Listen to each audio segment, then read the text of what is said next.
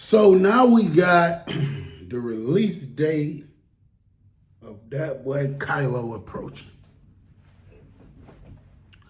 I was making little jokes with him. I'm like, damn, my boy, you nervous, ain't it? What the hell you so nervous for, Ken folk? But Kylo was walking around there, done bit off all his damn nails every time you look at him. I used to call him up there sometimes. Kylo, come up here. He might come upstairs. He'd be cool. I'd be like, what's up, folk? You straight, bro? You good, bro?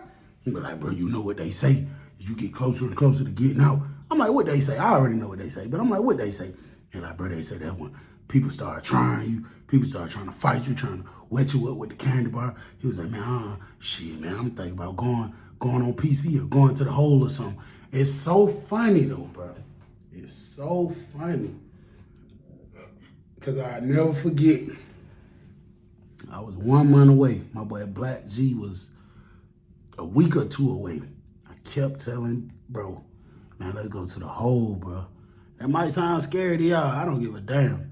Let's go to the hole, bro.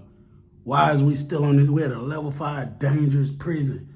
Let's go to the hole, bro. We only got a month left. And Black wouldn't do it. He kept saying, man, hell nah. Because we had other guys in the dorm that we really had real genuine love for, you know what I'm saying?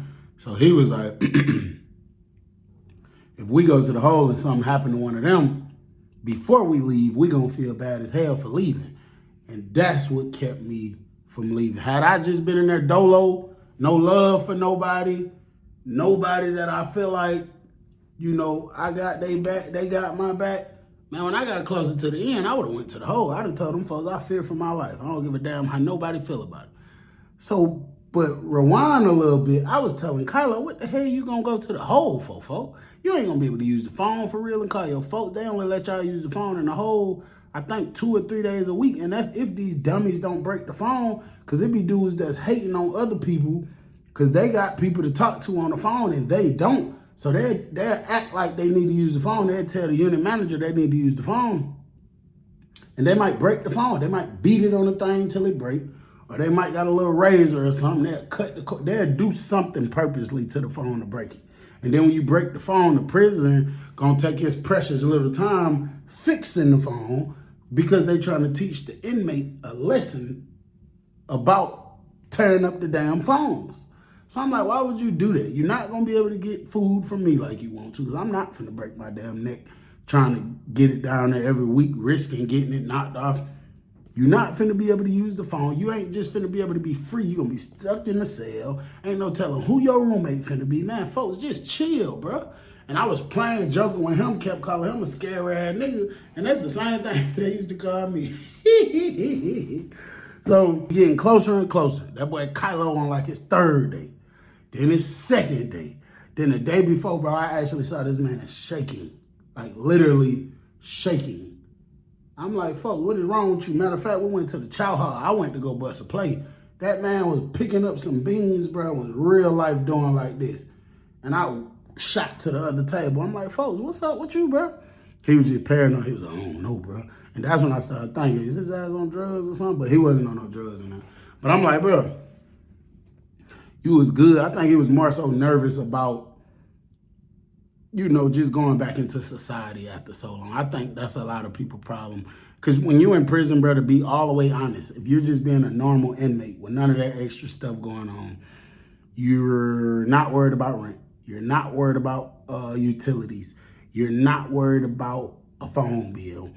You're not worried about clothes. You're not worried about a washer and a dryer.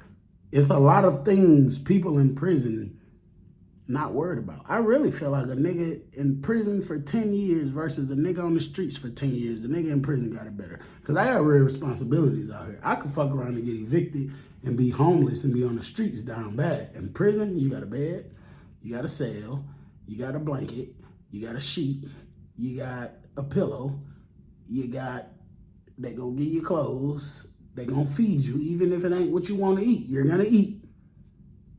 Christmas time, they're gonna give you a little Christmas package, all kind of stuff. So there's really nothing that you gotta worry about the people. You all right?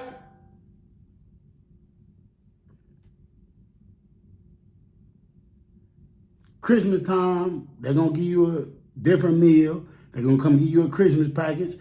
Thanksgiving, they're going to come give you a piece of turkey, ham, whatever. So I think people in prison really do got it better than people on the street, long as you ain't involved in nothing crazy where you got to be worried about somebody trying to take your life. They come that morning, Kylo in my room. He come to my room. Soon the doors pop, I'm brushing my teeth, he come in my room. I heard it before I saw it, but I looked up, I kind of figured it was him. He had his mat and his property thrown down on the bag, and he came in the room. I was like, what's up, bro? He was like, shit, I just want to chill in here. I'm like, you good, G? You good? Yeah. I'm already knowing what he thinking finna happen. So that's another reason I told him, you good. You ain't got to worry about nothing. So we in the room talking for hours. We just chopping it up. Next thing you know, police coming there, call his name. He got teary-eyed, bro. He said, see, Bill, this is real, bro. I said, it's real, folks. It's real. Go home, do the right thing, bro. Stay out of trouble, little bro. He said, bro, this is real, bro. I said, it's real. I dapped him up. I said, bro, do the right thing, bro. That's all I want out of you. Do the right thing. Don't end back up in here. Don't come back to prison. He said, bro, I promise you I got you. Soon I get on this job with my dad and my first check, I'm sending you the whole check. I say, don't do that, folks. I say, listen, you could pay me back. You could look out for me. You could give me my little money back. I say, but bro, let it go on your timing, bro. Throw me a little something here, a little something there. Because, bro, you can't afford to give me your whole first check, nigga. You ain't gonna have shit. You gonna need food out there. You gonna need a car. You gonna need hygiene. Yo, if your daddy that adamant about you working and not being a bum, he's not finna let you give up no whole check. I said, folks, just throw me a little something. You know what I'm saying? Woo, do, do, do, do. He's like, I bet. Kylo get out. I had his Facebook. I sent him a message on Facebook probably 3 days after he got out. I saw him posting his pictures and stuff. I was proud of that boy, man. It felt so damn good. Even though in that moment, I didn't know how it felt personally. It felt good just seeing bro went from this to that. And I was just like, damn. Bro, like it's a bittersweet feeling. It make you feel happy as hell for bro, but then it kind of make you feel sad that you still in this bitch and got a couple more years to go. You know what I'm saying? And I was just like, damn. After about 3 days of him being out, I hit him. I said, what's up, Kylo? How them streets feel, G? With the muscle sign emoji. He don't say nothing. I'm like, okay, folks just getting adapted. You know what I'm saying? A couple hours later, I get a notification back from Kylo. He like, bro, amazing, bro. He say, can you answer real quick? I hit him right back. ASAP, yeah. He video chat me. When he hit me on video chat, bro, he out there. Yeah, bro, this mom dudes, this pops, this my cousin, this my girlfriend. He showing me the family like, hey, y'all. He like, yeah, this my partner, Bill. They like, hey, Bill, be safe in there, baby. Free you. I'm like, yeah, for sure. Everything seeming smooth. I'm like, oh, yeah. Boy, I can't wait to get out there, man. He showed me his plate. That was barbecuing, man. Folks had a big-ass Polar sausage, double bacon cheeseburger. Folks had baked beans, all kind of stuff. I'm like, damn, I went to missing the street so bad. About 2 weeks later, I hit Kylo. No reply. I go look at his Facebook. He posting him at work. He got the hard hat on. He got the blue jeans on. He got the gray shirt with some orange on with the boots. And he working. I'm like, okay. So I was talking to some folks about it that did a lot of time and that got out. And they was like, bro, give G time. I said, yeah, for sure. They was like, don't go to feeling no type of way. Give him some time. I say, for sure. I'm going to give him some time. Because I know that shit. You've been like, there's probably so many people hitting you up, all kind of stuff. You know what I'm saying? So I said, I'm going to give him some time. One day, I damn near forgot about Kylo ass. And I go look at the message. I was just bored as hell going through my messenger. Probably was arguing with old girl. I go look through my messenger, and the last message I had from me and Kylo, I sent the last message. It said red with his tiny emoji bubble picture next to it, letting me know he read it. And I think I said something on the lines of, what the hell you got going on, brother? How you feeling today? The timestamp was 3 months ago. I say, damn. It's been 3 months? Folks ain't said nothing to me. He been talking all this 6 bands a month. He ain't saying me a dime, but I ain't even studying that right now. It's the fact that, bro, I just fucked with you, was rocking with you like this, saved you from getting your ass beat to death one day. You ain't say nothing to me. So I made it up in my mind. I said, F Kylo. I don't even care. I ain't talking to Buddy, dealing with Buddy. Hey, nigga, I ain't finna be in here forever. I'm about to get up out of here. It's all good. I totally pushed Kylo to the back of my mind. I go to doing me, enjoying life. One day out the blue, I haven't seen or heard from Kylo in a long time.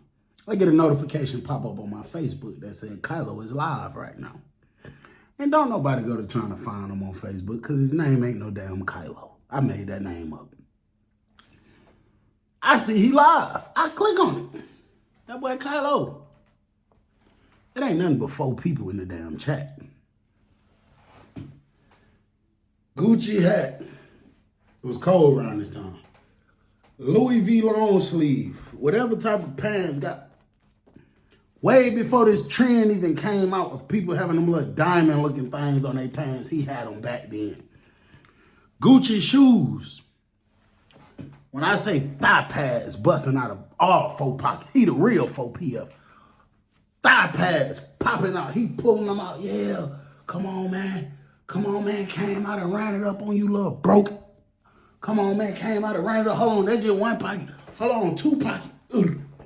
Hold on. 3 pocket. I'm talking about turn. Like I say, it ain't but 3, 4 people in the live. I comment. I say, yo, Kylo.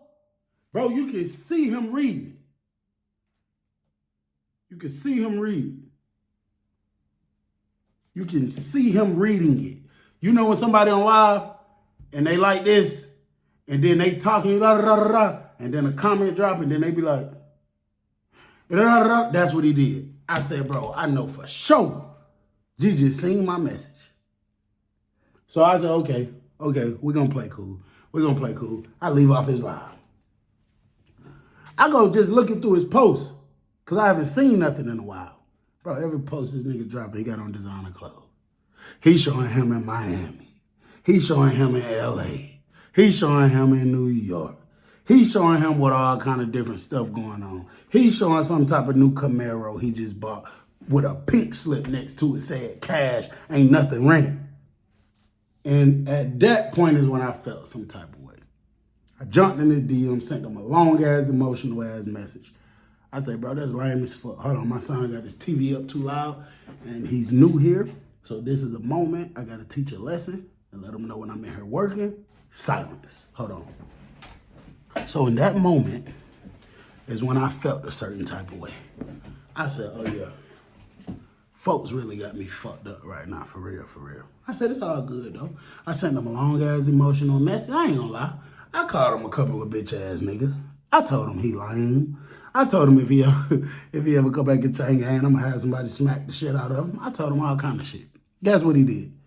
It says red, no reply. Immediately went to the story and say, when God bless a nigga, niggas start hating.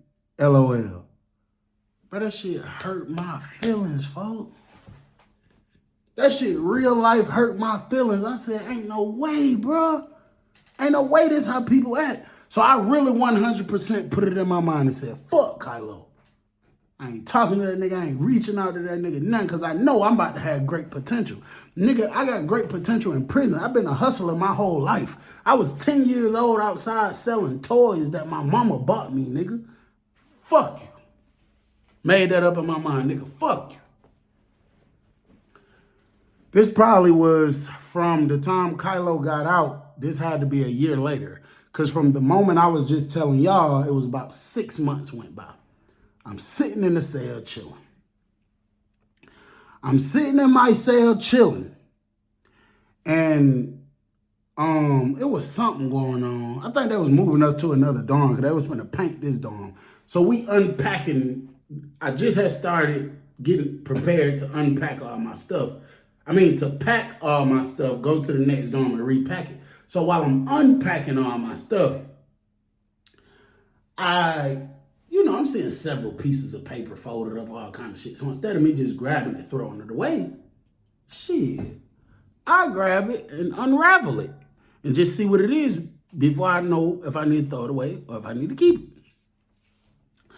I opened one piece of paper, it was some bullshit. Opened another piece of paper, some bullshit. Niggas just write their information down, they mama, they auntie, they daddy, they brother, before they get out of prison. But sometimes it be people you know for a fact you're not gonna keep up with. People that you know 100% fact you're not finna talk to ever again in life. So I opened the last piece of paper. It says Aunt Sheila. And at the bottom, there was a dash where a nigga puts his signature, and it said Kylo. And the first thing came to my head when I saw that, especially considering that money, Detective Wyatt, badge number 1642, you got to watch part 3 to see what happens next. Yeah, I like this one. Yeah. What the fees?